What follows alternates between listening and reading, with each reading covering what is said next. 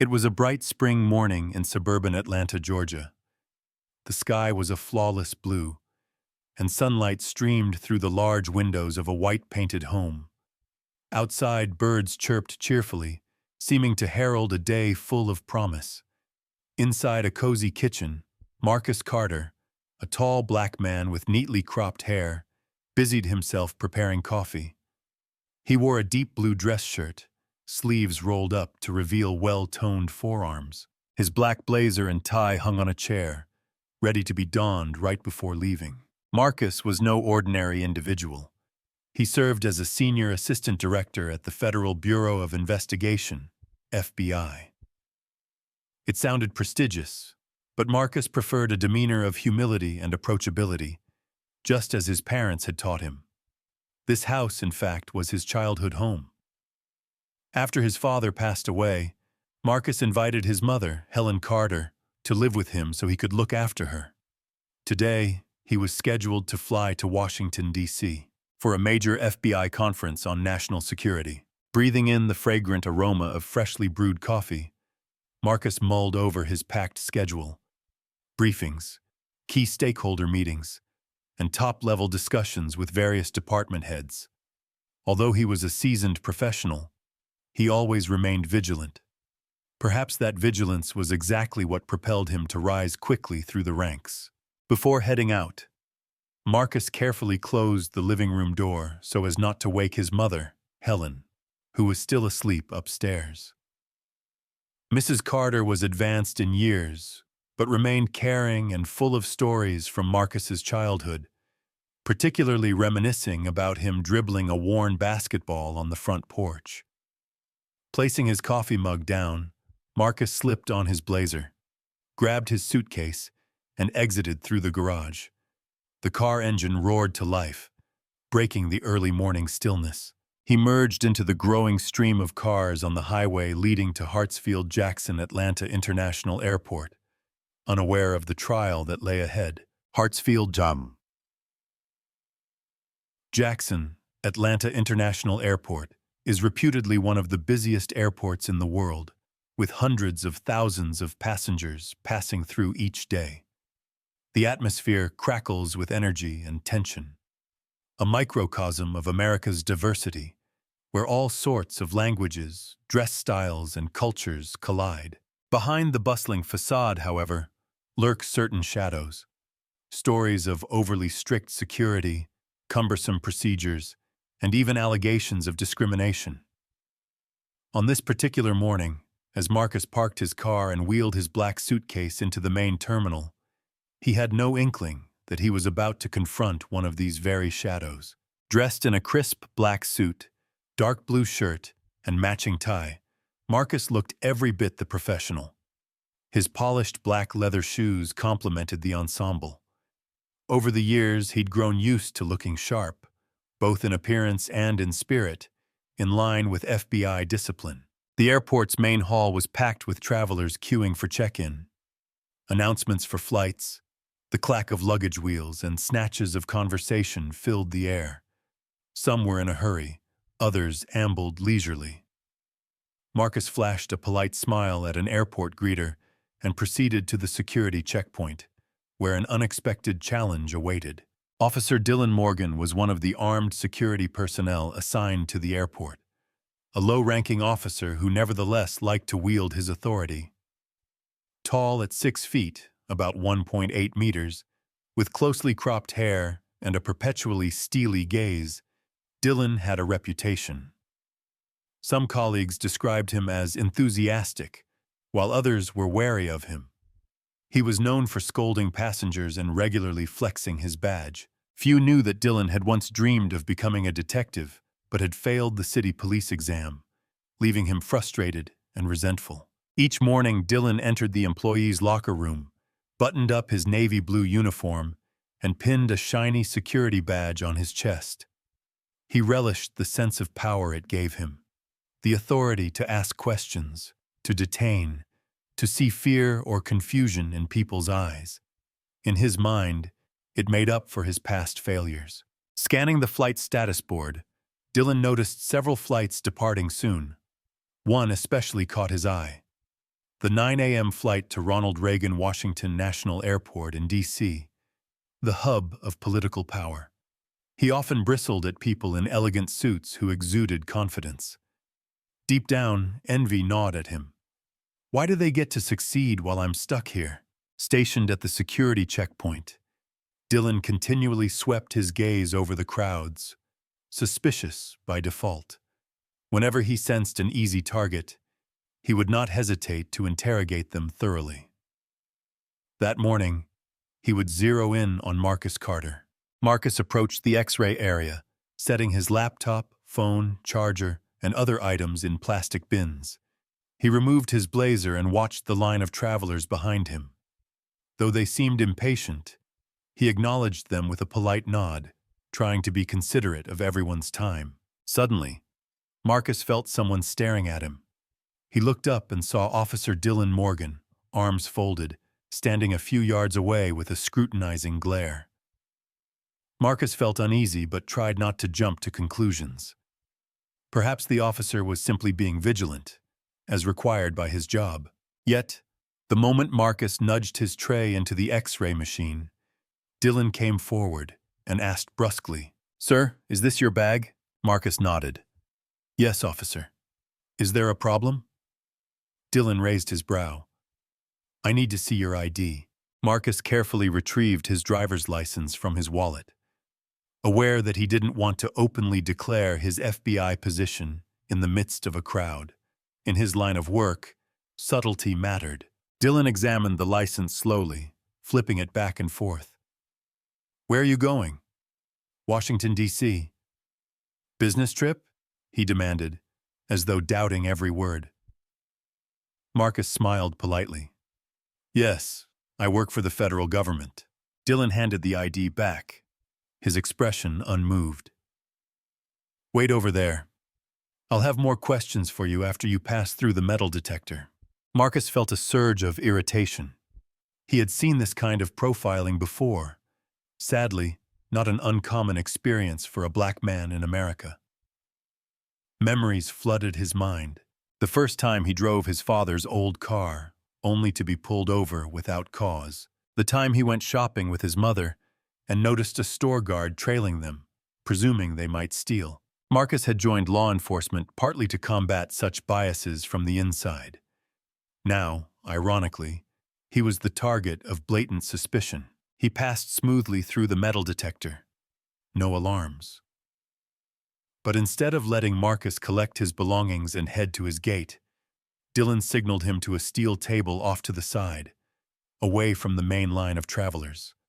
Marcus sighed inwardly, suspecting an intentional delay. Dylan tilted his chin and said, "You mentioned you work for the federal government. Care to specify?" Marcus decided to speak up. "I'm a senior assistant director at the FBI." Normally, he avoided broadcasting his FBI position in public, but this was getting out of hand. For a moment, Dylan seemed taken aback, but he gave a dismissive snort. "Oh, anyone can claim to be FBI. Do you have a badge?" Marcus took out his FBI credentials.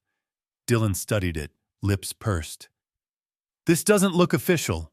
I'll need to verify. Stay here." He turned on his heel and strode away.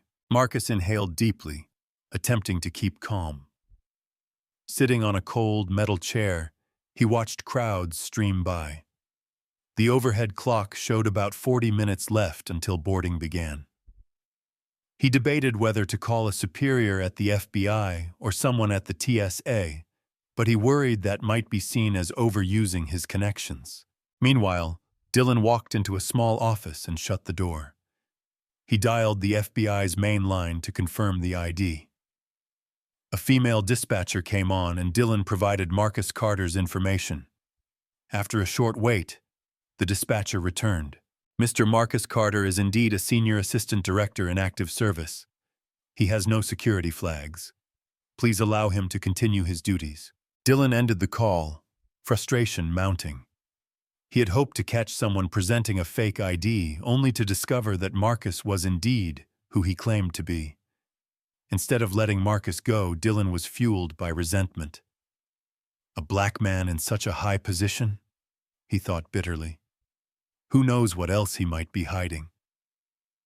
Wounded pride spurred him to keep harassing Marcus, using procedure as his pretext. Marcus glanced at his watch, 25 minutes until boarding. He saw Sergeant Nathan Reyes, another security officer with a lean frame and kinder demeanor, approaching Dylan.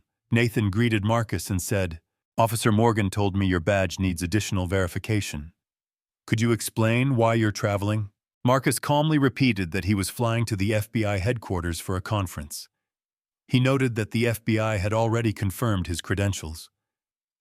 Nathan nodded politely, showing some understanding. But Dylan cut in, voice rigid. "We have to follow procedure, Carter. Wait here." Marcus clenched his fists but maintained composure. At that moment, a young woman in a cream-colored business suit, holding a stack of documents, hurried over. She introduced herself. "Hello, I'm Diana Pierce. I was behind you in line earlier. I'm on the same flight to Washington. They've already called boarding. I came back to see if I can help because you seemed delayed." Marcus offered a grateful smile. "Thanks, Ms. Pierce. I've been held up for ID checks." Diana nodded and turned to Nathan. He showed his badge and all his paperwork. "The airline is boarding. We need to go." Nathan looked uneasy and then glanced at Dylan. "Officer Morgan, do you still need him to wait?" Dylan muttered through gritted teeth. "Procedure is procedure." Diana, looking annoyed, went off to find an airline representative. Shortly after, Eric Brennan, a manager from the airline, appeared. He scanned Marcus's boarding pass. "We're closing the gate soon. If there's no remaining issue, please let him through." Marcus and Eric exchanged urgent looks. Dylan frowned, realizing he couldn't stall any longer. Finally, he relented. "Fine, go ahead, Carter. But don't forget we can follow up if necessary." Marcus squared his shoulders and stared Dylan in the eye. "I won't forget this, Officer Morgan."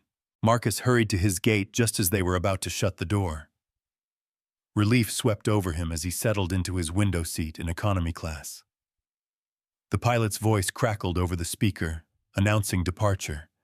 The plane taxied down the runway, leaving Atlanta behind. Trying to steady his breathing, Marcus closed his eyes briefly. His heart still pounded with the pent-up anger. More than most, he knew how exhausting it was to face discrimination because of one's skin color.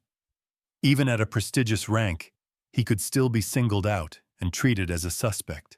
Once the plane reached cruising altitude, Marcus connected to the in-flight Wi-Fi and spotted a message from Natalie Hall, a close colleague at the FBI. "We got a call from Atlanta Airport asking to verify your identity. Everything okay?" Marcus summarized the incident. Natalie replied with indignation. "That's outrageous. You should file an official complaint. I'll back you up." Leaning back in his seat, Marcus composed an email to the airport's Internal Affairs Division, detailing the harassment, the unwarranted delay, and the discriminatory tone. Simply putting the incident on record felt liberating. 3 days later, Marcus, having completed his conference in D.C., was back at his office.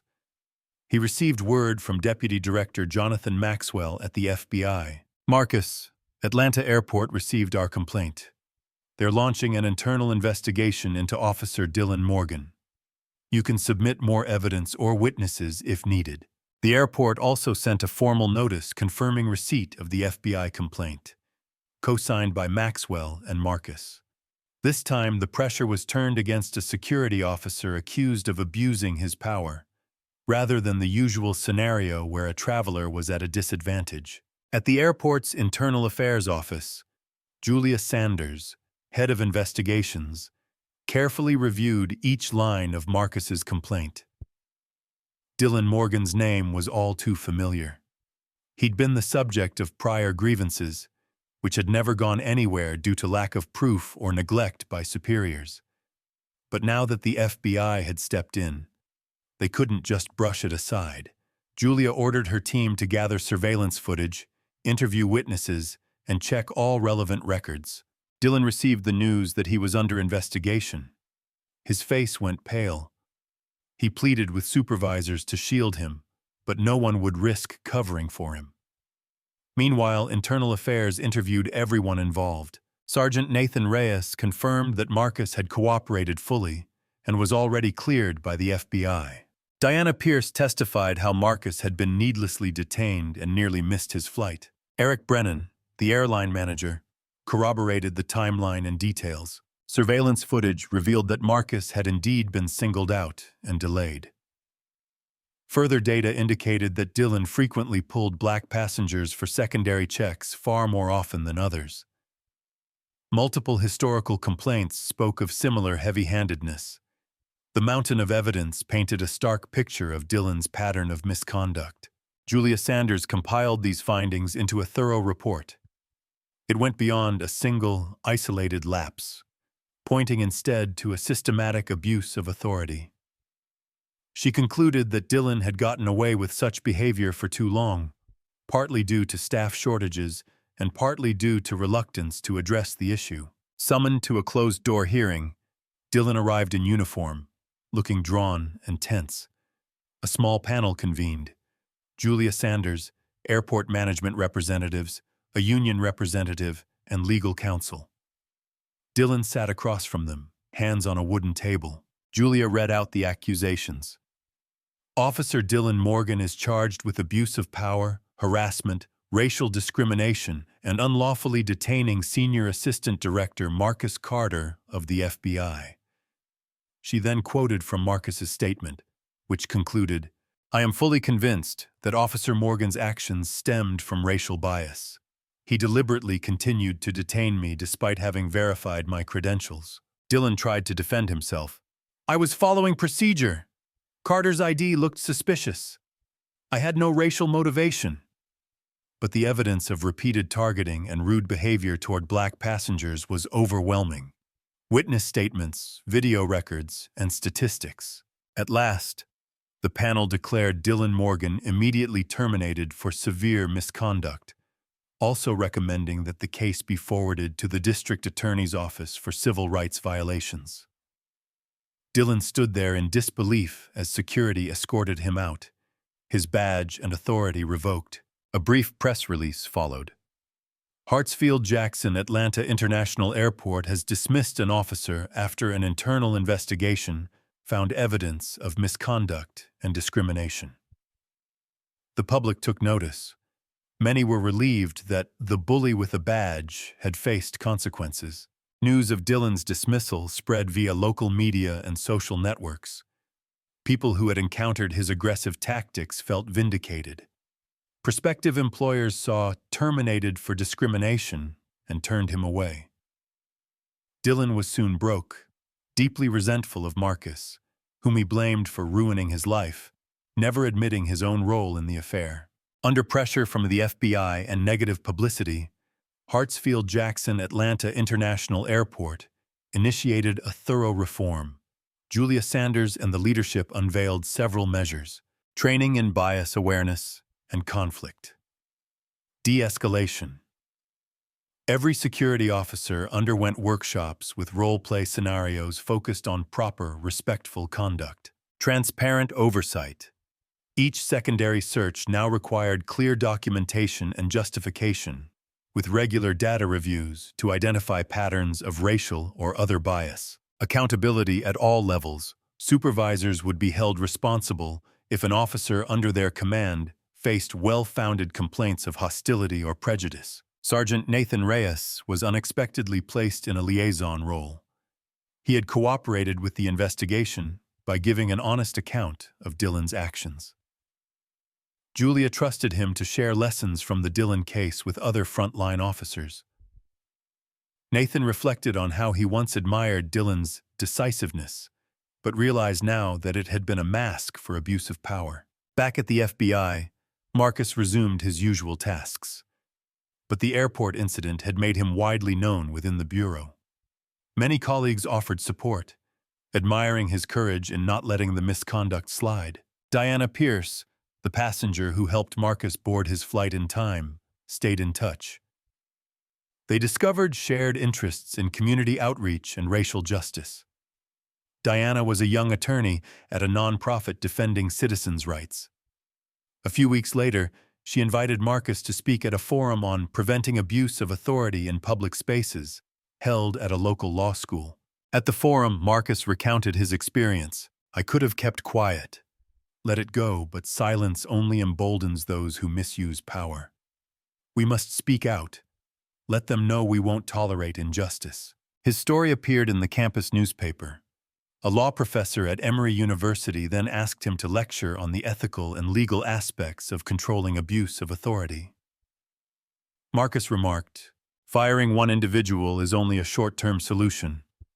The deeper fix lies in policies and oversight structures that prevent anyone, even those in uniform, from trampling people's rights." As public attention gradually moved on, Marcus received a handwritten letter from Eric Lawson, who identified himself as Dylan Morgan's former fitness instructor. Eric confessed that Dylan had been harboring anger since failing the police exam. Eric had witnessed Dylan's frequent racist remarks at the gym. He apologized for not speaking up earlier, for letting the problem fester. Marcus felt a complex swirl of emotions.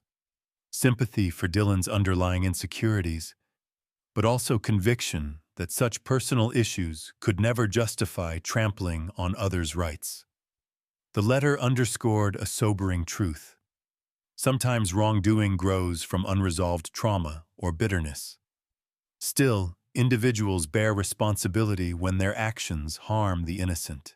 Time passed, and the Dylan Morgan incident receded from the headlines. Yet its lessons resonated. The airport leadership, motivated by FBI scrutiny and public demand, pressed on with planned reforms. Early results were encouraging. Complaints decreased, and travelers reported more courteous treatment from security staff. Meanwhile, Dylan faced a civil rights suit from the district attorney's office. The airport settled its portion of liability out of court, but Dylan was personally required to pay damages. Financially ruined, he clung to bitterness, blaming Marcus for his downfall instead of admitting his errors. Marcus, however, continued his mission at the FBI, taking on key responsibilities in national security and cybercrime initiatives. During training sessions for new agents, he emphasized, "We are guardians of the law. We must uphold ethical standards and serve the public. Power is never an excuse to belittle or mistreat others." His airport ordeal earned him messages from strangers who had endured similar discrimination, such as a black woman in Chicago who faced undue scrutiny at a security checkpoint, or a black student in Texas who was watched while shopping in a mall. They thanked him for taking a stand and giving them hope. Before his next business trip, Marcus received a text from Diana Pierce. "Safe travels. Hope no one else has to go through what happened last time." Marcus smiled and replied, "Thank you, I hope so too." He closed his suitcase and stepped outside. His mother, Helen, stood on the porch and said, "Take care, son." Marcus nodded, feeling more at peace. The confrontation with Dylan Morgan was history, but its outcome had sparked a real change. Hartsfield-Jackson, Atlanta, was now more vigilant against discrimination and abuse. He started his car engine and glanced up at the sunny sky, considering the journey ahead. Though much work remained in the fight against bias, he felt gratified. Every time someone speaks out against injustice, they protect not only themselves, but also offer a beacon of hope to countless others. Marcus Carter's story of being profiled at the security checkpoint and standing his ground reminds us that no one is above the law, and no one should be unfairly singled out because of prejudice. Uniforms and badges do not grant immunity from accountability. Courage, truth, and a willingness to report mistreatment are the surest ways to create meaningful change. This narrative is more than a one-off tale of victory or defeat. It is a clarion call for all organizations, communities, and individuals to examine their own biases and practices. Stay vigilant, show compassion, and do not remain silent in the face of injustice, because even a single voice can spark reforms that move society toward a more equitable future.